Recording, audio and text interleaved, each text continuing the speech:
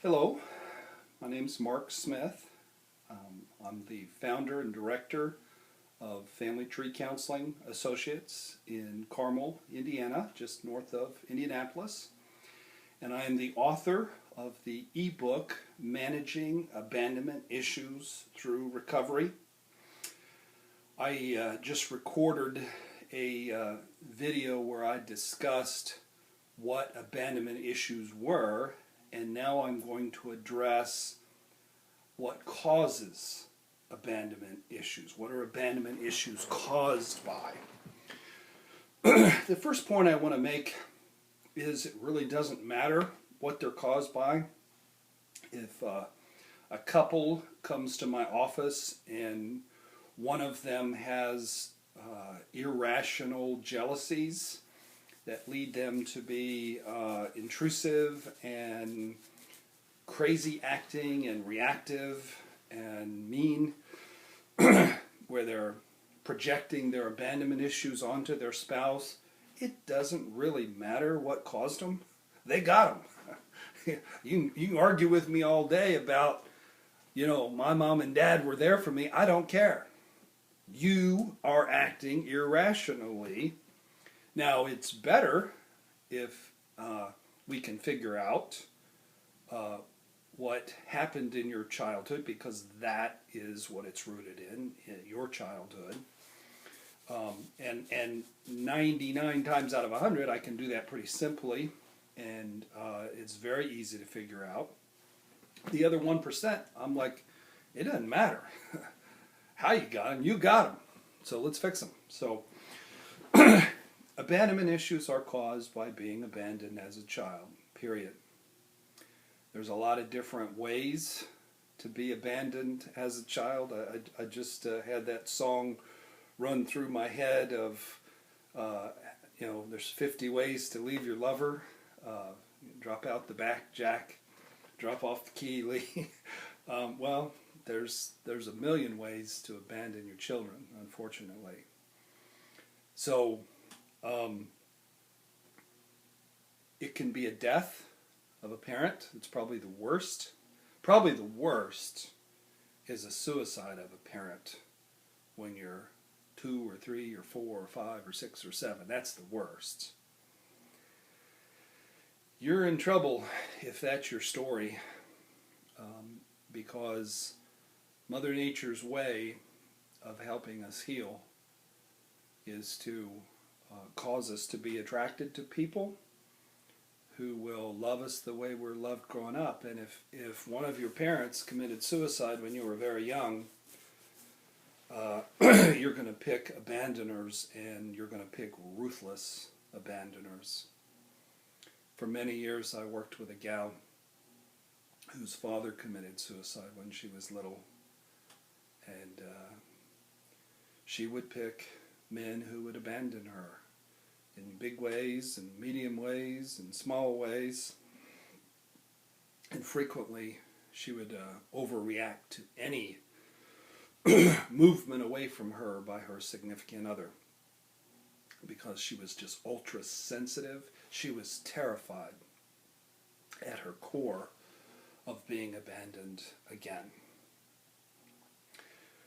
I had another fellow whose mother committed suicide when he was like 4, and his dating life was a tragic scene, strewn with mean and vicious women who would ruthlessly abandon him time and time again. So early death of a parent that isn't suicide, that's pretty brutal. The most common form of abandonment that I hear of is mom and dad got divorced, and then dad just sort of checked out. He might have been in town, he might have moved to Timbuktu, but he wasn't involved. Some people never even meet their parents. Another form of abandonment is adoption, being adopted out. Another, probably the number 2, and it's close to being number 1, is both parents are there, but one or both aren't really there. Dad's drinking, dad's working, Dad's watching TV. Dad is just otherwise occupied with himself or with an addiction. Mom is depressed. Mom doesn't want to get out of bed. Mom's taking Valium. Mom is working. Mom is otherwise occupied. It only takes one parent to abandon you to give you really severe abandonment issues. Favoritism is another really severe form of abandonment. Both parents could appear to be loving, but if they worshipped your older brother, you're pretty much screwed, because you're going to pick people who favor other and pick others over you the rest of your life. Birth order plays a role in how the family breaks down, and sometimes it just happens that there's a circumstance or situation, the illness of a child, maybe a child is particularly smart or athletically gifted, but however it shakes out, if there was favoritism and you got the short end of it, you're going to live on the short end of that, the rest of your life in terms of who you're attracted to. So many times I'll get somebody in my office and they'll tell me, but I didn't feel abandoned. I don't care that my dad, left when I was 2. I don't remember the man. Didn't affect me in the least. I know my dad was drinking and he was off at work or he was drunk, but I didn't feel abandoned. I was running the neighborhoods with my buddies, riding my bike. Well, you don't have to feel abandoned to be abandoned, because Mother Nature, or God, if you will, provides, if this is a circle, it provides a defense around the circle, psychological defense mechanisms, to where the purpose of those defense mechanisms is so that you don't have to feel the bad stuff when you're little. Because if we all felt the full implications of the bad stuff when we were little, it would have destroyed us all. We'd all be alcoholics or in psychiatric hospitals or committing suicide. So the fact that you didn't feel abandoned has nothing to do at all with whether or not you were. If your dad was an alcoholic, if he left when you were 2, if he died when you were 5, if your mom died, if your mom ran off with the mailman, I don't care if you felt abandoned. You were abandoned. And all I have to do is check out your dating history and document that with you looking at a whiteboard with me writing them down to prove to you beyond a shadow of any rational doubt that you were impacted by the abandonment of your parent. Little kids are needy little creatures. And they desperately need the love and attention and the commitment of a father and a mother all through their childhood, through life. I mean, it's not like you can't be abandoned once you're 18 years old. So, abandonment issues impact you whether you think they do or not. The big truth teller in life is your love life. You can be a workaholic at work. You can cut yourself off from your family of origin. You can be fierce and beast-like in your focus, but your love life's going to get you eventually, because you will pick a carbon copy of whoever hurt you the most, or the polar opposite, which is going to get you in trouble too. And someday, usually between about 33 and 58, it'll eat your lunch. I'm not being negative. I'm just telling you, how abandonment issues will impact your life. You can not believe me, if you're under 35, or if you haven't gone through the experience yet, but let my words ring in your head down the road, because you might have some severe abandonment pain coming your direction. So again, Mother Nature provided those psychological defense mechanisms to help us survive our childhood, but then we're stuck with them. Somebody who's 22 and they just left home, they are psychologically all batting down the hatches. They got their walls up. They have no clue who they are. They have no clue who they're marrying if they marry that young. And you can't tell them much of anything. Somebody comes in my office who's 25.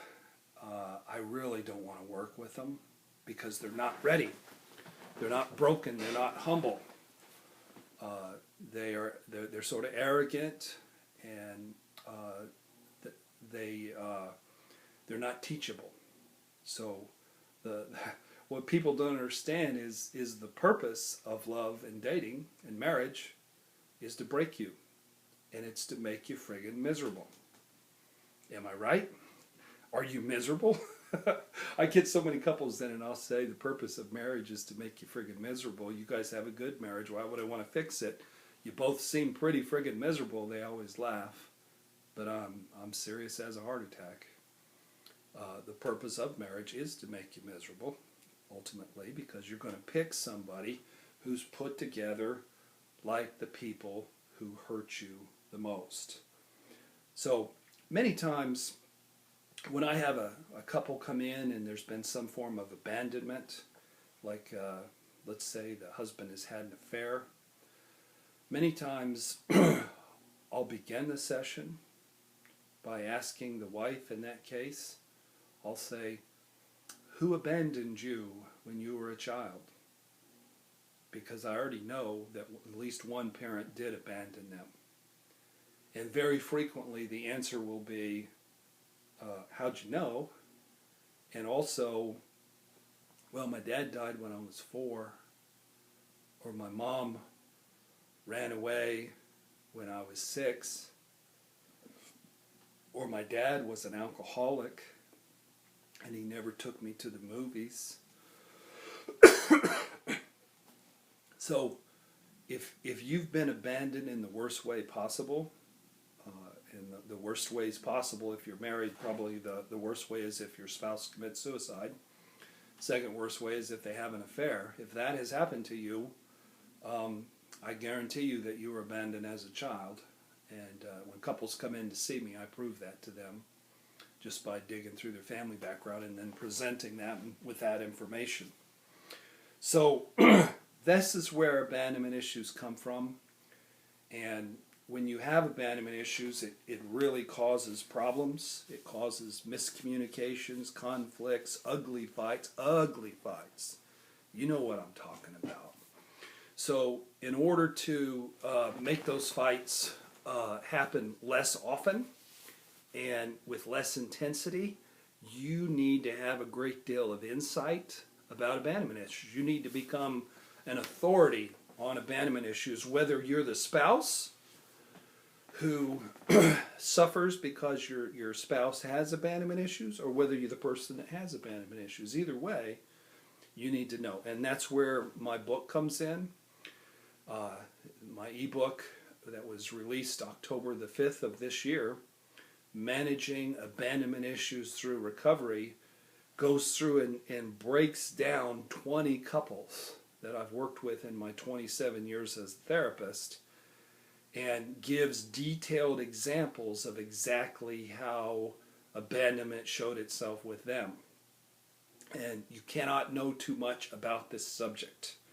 The next video I'm going to make is I'm going to discuss a couple who have had a great deal of insight about their abandonment issues, and that's reducing their ugly conflicts probably by about 90%.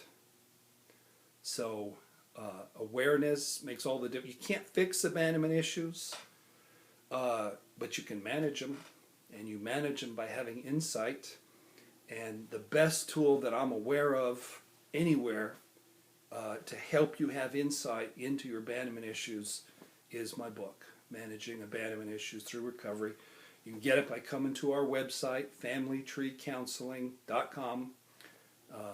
About third way down the book, there's the website. There's a link where you just hit a book. It'll take you to a page where there's a lot of information, and then you can click to buy the book. So it will help you immensely. It'll be the best money you've ever spent. I promise you that. So, well, thank you for your time and for your attention. And I wish you well. I wish you the best in your recovery from abandonment issues. Thanks.